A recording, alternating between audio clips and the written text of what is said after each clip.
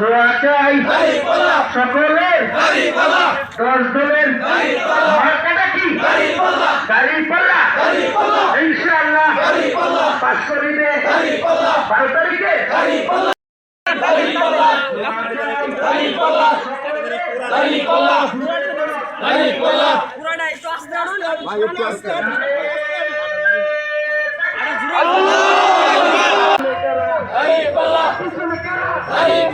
সবাই বলো একই সাথে আরো জুড়ে চিৎকার দিয়ে বলে দাও জানিয়ে দাও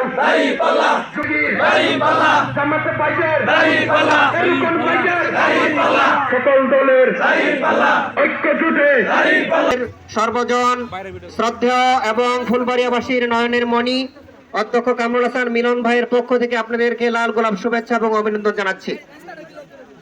সংগ্রামী ভাইয়ের আমার, আজকে শহীদপুরবাসী দেখিয়ে দিয়েছেন যে আপনারা ইসলামকে, দাঁড়িপাল্লাকে, ন্যায় ইনসাফের প্রতীক দাঁড়িপাল্লা মার্কাকে কতটা ভালোবাসেন আপনারা দেখিয়ে দিয়েছেন।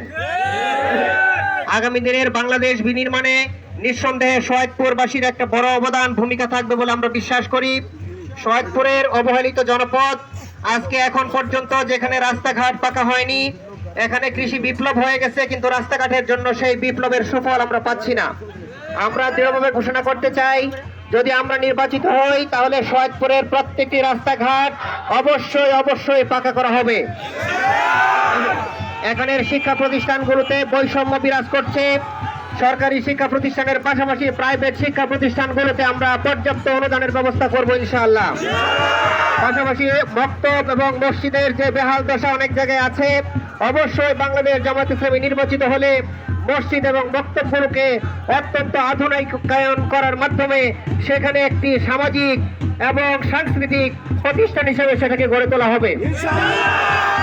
আজকে সবচেয়ে সামাজিক যে ভয়াবহ অবক্ষয় মাদকের, আমরা দৃঢ়ভাবে ঘোষণা করতে চাই, যদি 10 দল এবং বাংলাদেশ জামাত ইসলামী নির্বাচিত হয়ে সরকার গঠন করতে পারে তাহলে সমাজ থেকে আমরা 100% মাদক মুক্ত করবো ইনশাআল্লাহ।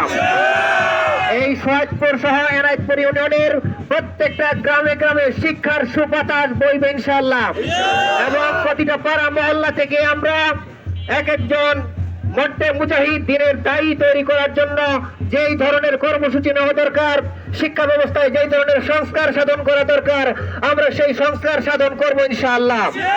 আজকের নারীরা যে নির্যাতিত হয়, সমাজে বৈষম্যের শিকার হয়, বাংলাদেশ জামাত ইসলামী যদি নির্বাচিত হতে পারে নারীদের জন্য প্রতিটা কর্মক্ষেত্রে নিরাপত্তার ব্যবস্থা করা হবে ইনশাআল্লাহ।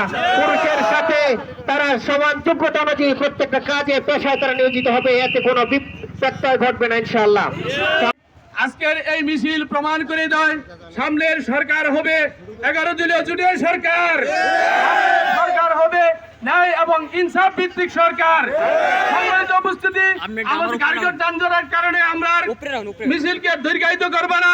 সামনে শুধু একটি কথাই বলে দেয়, সামনের 28 তারিখে ডাক্তার শফিকুর রহমান আসবেন, ওনার কর্মসূচিকে